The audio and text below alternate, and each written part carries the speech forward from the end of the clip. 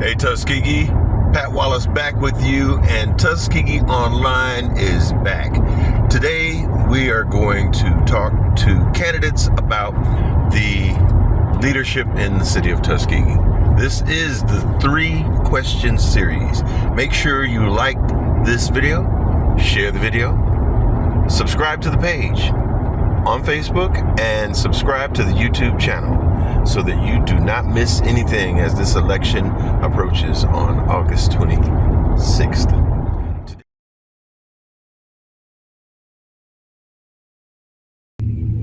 Hey Tuskegee, we are on the square with your candidate for mayor, Mr. Frank Chrisley. Good to see you, brother. Hey, thanks for having me today, Patrick. Glad to be here. Gotcha. We got 3 quick questions for you since we got you here. Okay. And first of all, you are now running for mayor of the city of Tuskegee. Yes, you are sir. the mayor pro tem. That's right. What I'd like to ask you is, what is the main problem with the city of Tuskegee's leadership that has compelled you to run for this position as mayor in this election cycle? Okay, well, first of all, I'd like to say that the decision for me to run for mayor was not personal, it was purposeful. And I think that is very important to say because I've worked alongside our current mayor for the past 13 years as a member of the Tuskegee City Council. Many of the accomplishments and the progress that we made in areas of landing new industry, we all made them together. So it was not just one person that did that.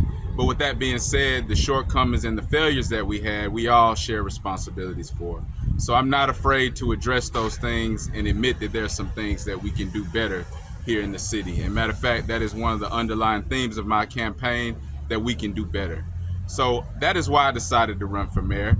And you know, the world is changing very, very fast and rapidly. We have to keep up with technology or we will get left in the dust. And as the only millennial candidate in the mayor's race, I'm old enough to remember a time when we didn't have internet and all the advancements that we have now currently with technology. But I'm also young enough that at the time when those things started to shift, I was able to embrace them and make them a part of my DNA. So that is one of the things that I will bring to this mayor's seat. I will bring innovation. I'll be able to keep up with technology and the things that I don't know all about. I know that I can bring in people that do, and that can help us embrace things like AI, artificial intelligence, in a positive way, because whether we like it or not, these things are here. So we have to be ready for them. We have to implement them within our city government for more efficiency, more transparency, and I plan to use technology to take us there. Wonderful. Now, second question here. Why should the citizens of Tuskegee vote for you to solve this problem? Well, as I stated before, I think that as the only millennial in this race, I don't have to try hard to understand a lot of these concepts of technology. And my network is very, very vast with other young people, and not just young people of all ages that are involved in the tech space. And I think that if we elect somebody that embraces those things, that it'll help the city embrace those things, and we can be more transparent, we can be more efficient, and we can communicate better with the citizens. And that's one thing that I pledge to do as mayor. I think we have to keep an open line of communication with our citizens, our employees, and everybody who even wants to do business with the city. And we have to do those not just in the old school ways of using the phone or writing letters, but we have to have active presences on social media. That is an area that I'm personally want to really focus on myself.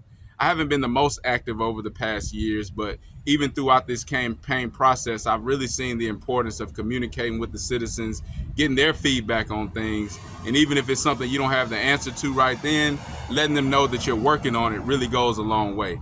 So I want to communicate with the citizens and also the council members. And I think we can't hold things close to us and keep things, to take the credit for them. We have to work as a team. And I'm looking forward to being the head coach of this team of Tuskegee. Follow-up question to number 2. What do you think is the best way to initiate that communication with the citizens? I think there's several ways of communication. We can think back of the time when Channel 6 was booming here in the city. Everybody would listen to it. Even before Jimmy Johnson, who did a lot of work, there was Russo who had the show there. I can remember those times. And I certainly remember Jimmy Johnson and all the work, God rest his soul now.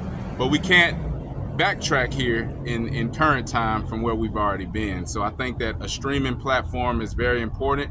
I also think effective use of social media is very important. And the city has to take responsibility of those things. We can't depend on other people to be our outlet. I know you've helped in the past even with those things, but it's time that the city steps up and really takes responsibility for our digital footprint, for our online presence, and communicating with the citizens. So yeah, those are the basic things, but we also need to continue to use the traditional ways as well. Tuskegee News, and just getting the word out, because at one point in time, the civil rights movement, they were very successful. They didn't have social media. They didn't have Twitter, Instagram, X, whatever you want to call it nowadays, and they were still able to get the words out. So now with all the resources we have no excuse. Well, Chris, how confident are you that you can resolve this problem as mayor? And what steps specifically would you take to fix that problem that we first discussed in the first question? I'm very confident because I know it's not something that I'm going to do by myself. I'm going to have a team approach. I'm going to bring in people who understand these concepts, and we're going to put together a plan that's going to address it, and that's going to be one of my first priorities. So I think reestablishing a streaming platform for the city will be one of my first orders of business. Right now, and before I just left the complex, I just talked to someone who's working on retrofitting some of those offices in there that will actually be an in-house studio for the City of Tuskegee.